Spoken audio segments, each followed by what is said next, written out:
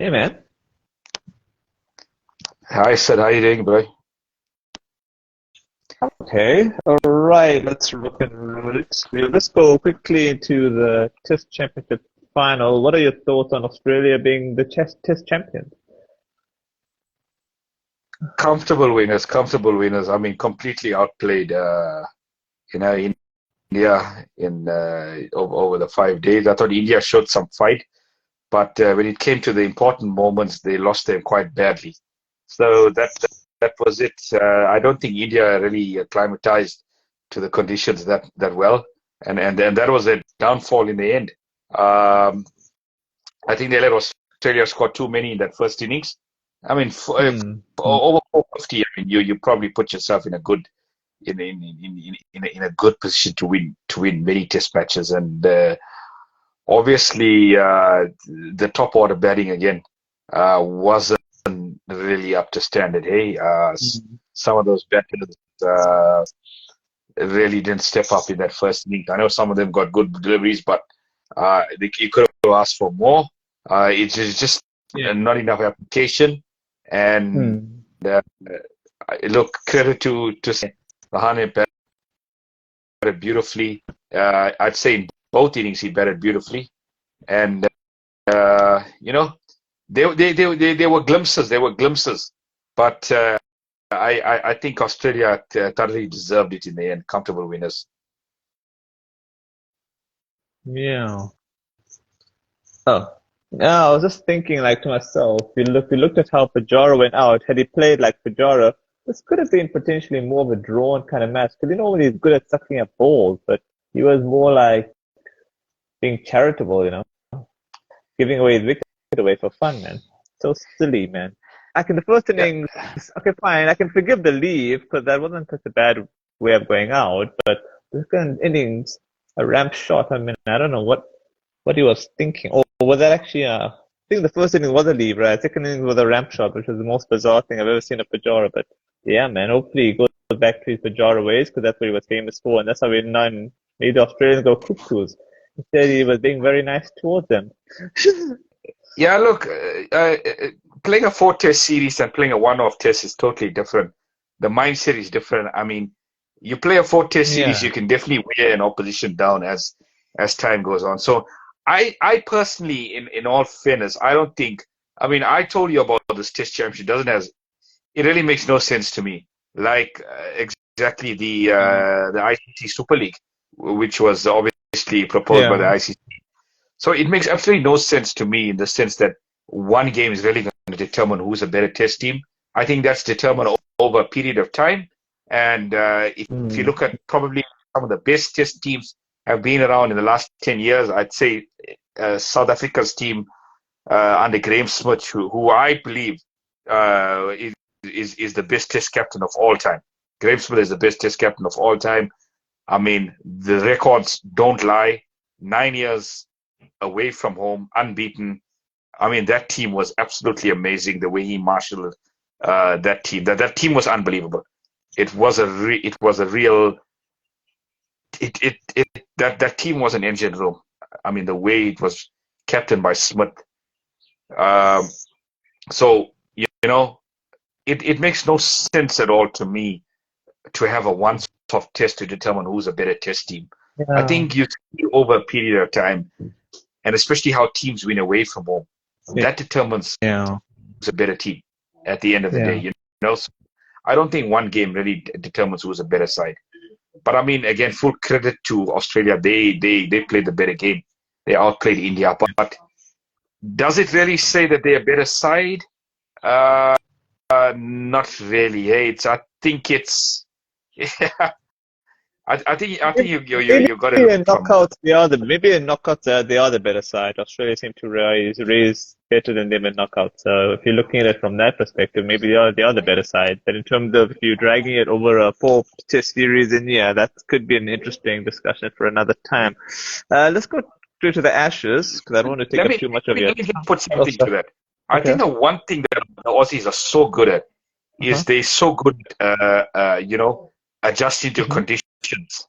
They're adapting to Mm. conditions. They're actually the masters of that when it comes to adapting to all sorts of conditions. And And I think that's something that a lot of teams can actually learn as well. And I was just talking about one of the great teams, the Proteas side. I mean, they were one of the best teams in the world when it came to adapting to conditions. So I think that makes a good team as well, how they adapt to conditions. But yeah, as I said, they played a better game. They outplayed India. But I mean, a lot of people will be crying for more games as a Test Championship Yeah. final. I Yeah. honestly still think the team that tops the standings deserves to be Test champions. It's as simple as that.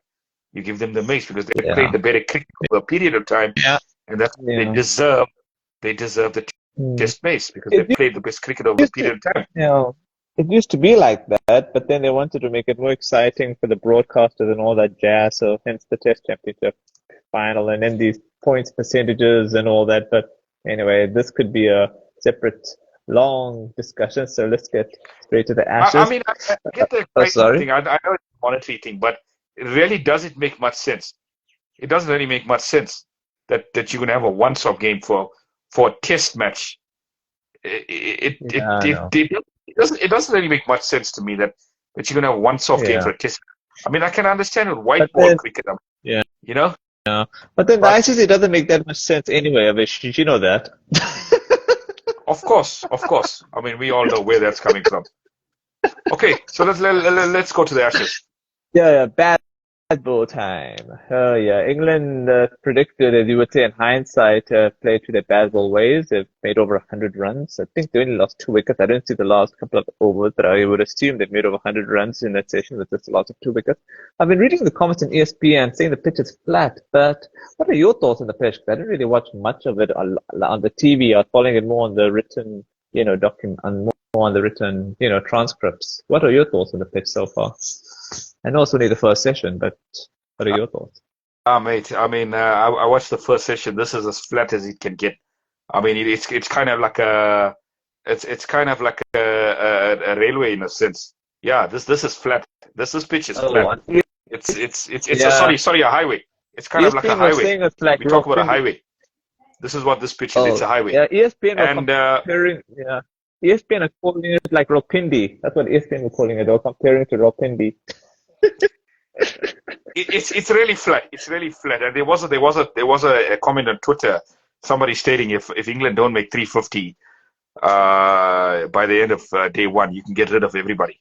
You can get rid of everyone in that England setup. So the way I see it and the way England are batting at the moment, 2 down with 120 on the board, 116. I think it was 116. If I'm not mistaken. I think that was the last 116 for 2. It looks like the scoreline has changed. I think it's about 124 for 3. I wonder who actually went 124 for 3? Yeah. The run rate at the moment is 4.65. I think it was Crawley. He crawled his way out.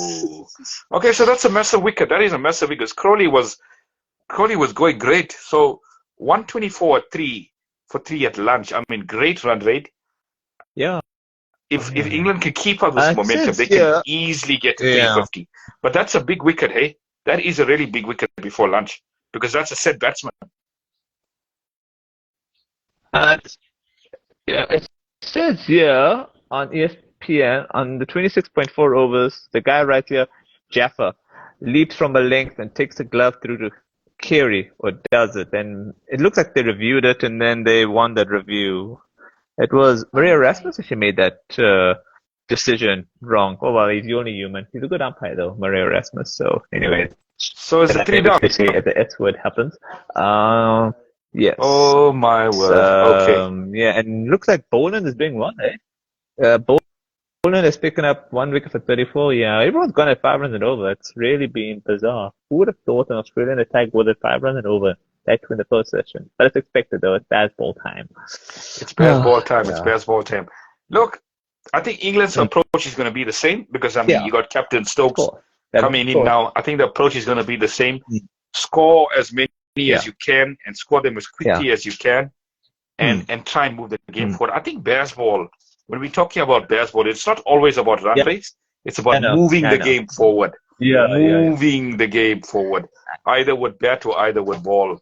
So I think that's the important thing. You've got to move the game forward, and that's the approach that McCullum wants from his side. I think it's good to watch because, I mean, who wants to see a team go under 3 and over, and you're really going nowhere with the run rate.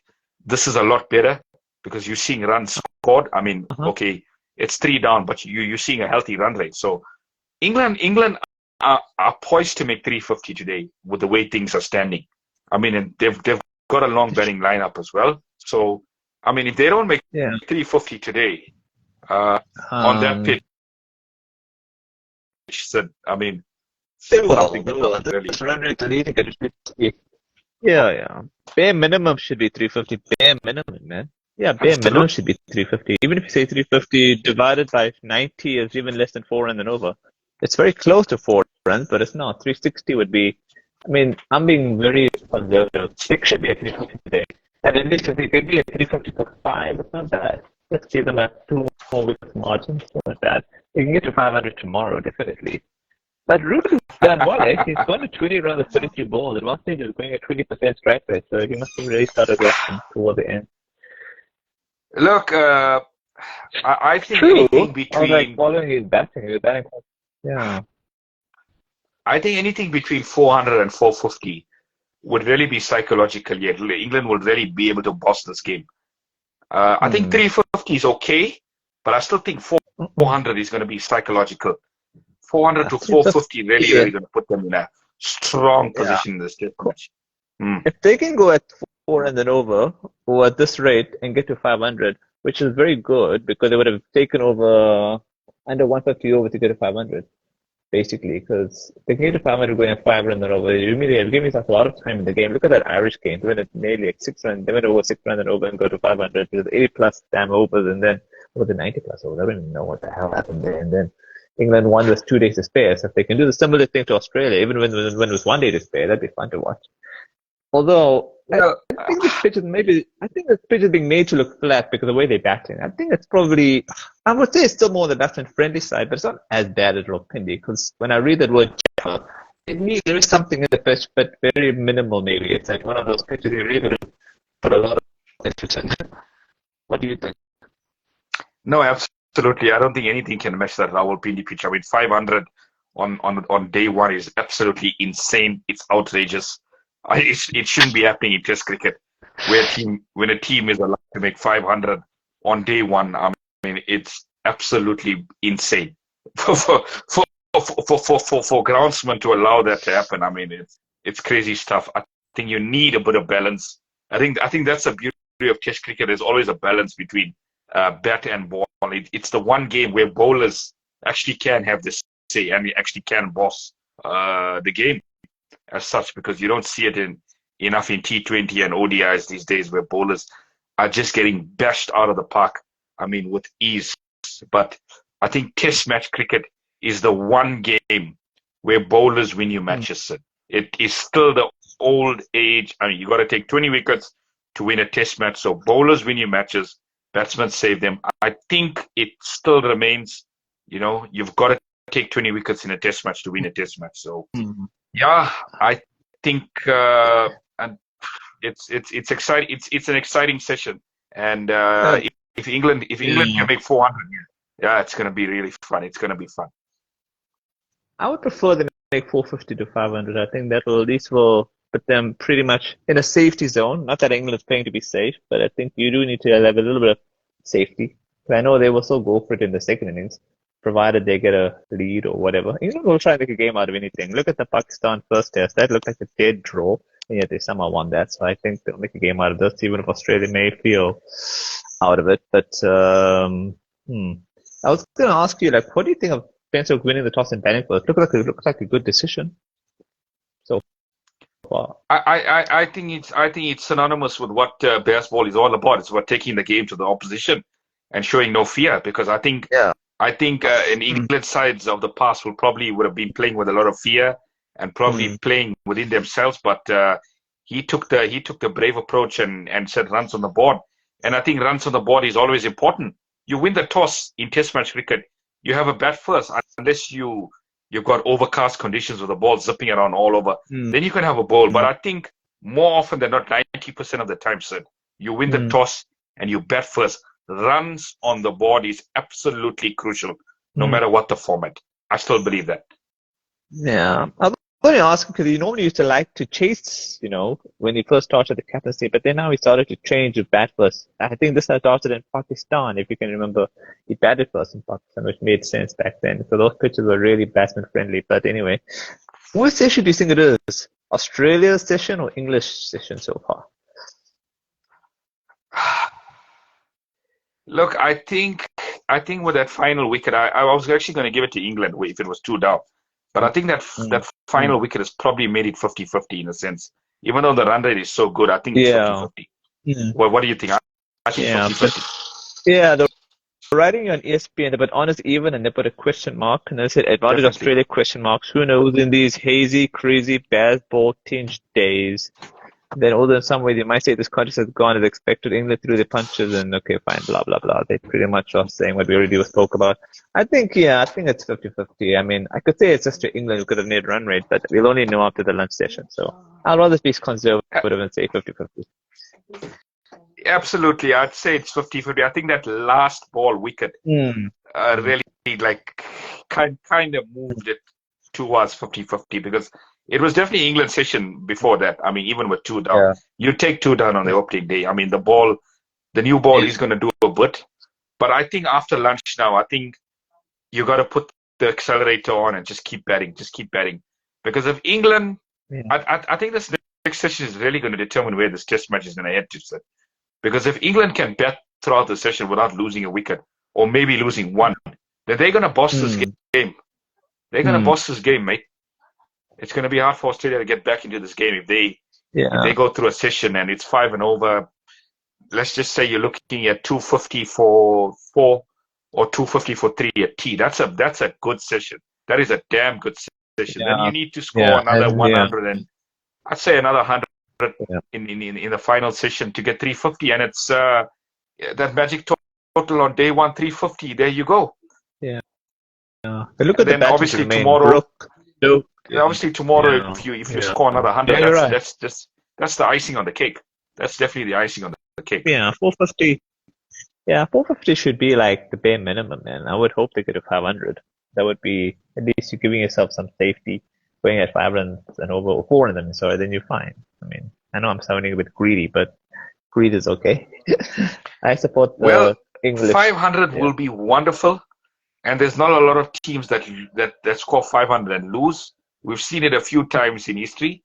I mean, I think the most famous one was at Adelaide when England scored 500 and they imploded in that second. I don't mind. They imploded in that second innings, so I mean. That was the greatness of Shane Warne there. I mean, genius in those kind of conditions and those kind of situations. But look at the batting England's got to remain. Brooks, Bairstow, Ali, who's playing for today, and then the rest are just the bowlers. So there's still enough batting there to get plenty even if they see 450. So I have faith they'll get there. Whenever there's enough batting. So okay. I think before we wrap up. I think final words for me is if England 50. That's true, man. I look forward to Rook. If England get 350 by the end of today, I think they're bossing this game. If Australia bowl them out, then obviously it's their day. But I think it's more likely scenario of England getting my money on England, getting to 350 and tomorrow scoring another 100 and getting to 454. Around 450. I think that would probably be enough, and then putting the pressure on the Aussies after that, because there's a few Aussies there that a little bit of question marks on their form. I think David Warner. I think he's got a lot to prove. It's going to be exciting. It's going to be really, really exciting. I think. Broad and Warner, that's going to be a great matchup. But you know what they say? We really know how good the pitch is once both sides have batted on it. So I guess I think they'll get 450 tomorrow, and then let's see Australia bat. But if the pitch is, as you say, a road or you say a highway, the only problem is Australia get close to the score, then England have no choice but to play how they did in Pakistan and make something out of it. And then what you don't want is a draw. So don't think it'll be a draw, but it'll be fun seeing what the final result will No, be. absolutely, absolutely. I think, I mean, you can't write them off. This is Australia. At the end of the day, it's Australia. So they're going to be fighting. So it's going to be a battle. But the one thing about England, they're not going to they're not going to lie down to the Aussies. You know what we saw with previous England sides, they were very timid. They were very conservative in their approach. It's not this England side. This England side has changed all that. They've taken the script. They've torn the script apart, and they've gone on to play cricket the way they've approached white ball cricket. This is the same way they want to approach Test cricket, and I think it's great to watch. It's exciting. I mean, I love watching this team play. I love watching this team play. There's something about them. They're really, really exciting to watch. So, yeah, whatever the outcome, I think they're still going to go for the win. They're going to try and get the win because I don't think this England side under McCullum believes in draws. It's either win. Okay. It's either win. Well, or anyways, lose I'll let you get back to the. Okay. Positive approach. Yeah, I think that's what will probably make this series. Yeah, what you don't want to see if England. I'd rather see. At least if you play this other approach, I'd rather see them lose by a close margin. Imagine if you play like this and lose 5-0. That's very deflating for such a positive approach. So I would be okay in losing 3-2 than them losing 5-0 with this approach. I don't think they will, but you know. Well, you know the thing is, life is all about risks, eh? And with risk comes reward. So I think when you talk about baseball, there is an element of risk towards it, but it's also about a positive approach, about not lying. It's about not giving in to the opposition, about taking the game to the opposition. So there is a bit of risk and reward there. But I think McCullum has seen that, and this is the way that England want to move forward, and the way they want to play Test cricket, because they want to get results at the end of the day. I mean, just playing conservative, boring Test cricket is not going to be working all the time.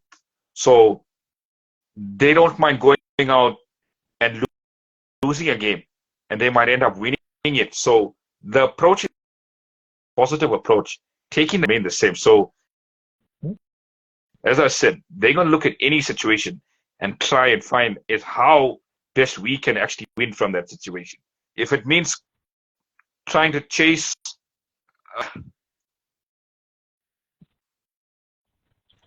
if it means trying to chase 350, trying to chase 350 or 400 in the fourth innings, so be it. We want to play our cricket. We want to play positive. We want to play aggressive cricket, and I think this is something that Test cricket needed. It needed this injection. It needed this excitement, and I think this England side has shown us this that Test cricket can be exciting to spectators, and they want to entertain as well. Yeah. Okay, I think on a final note, now that we did this chat today, this is unusual for a Friday. I think it's the holidays. So I think I'll probably check you next week, Saturday or Sunday, right? Yeah. We'll probably meet up next Saturday or Sunday. Probably Sunday. Yeah. But I'll check my diary. Okay, and that note. Yeah, let me know. And cheers, buddy. Enjoy the rest.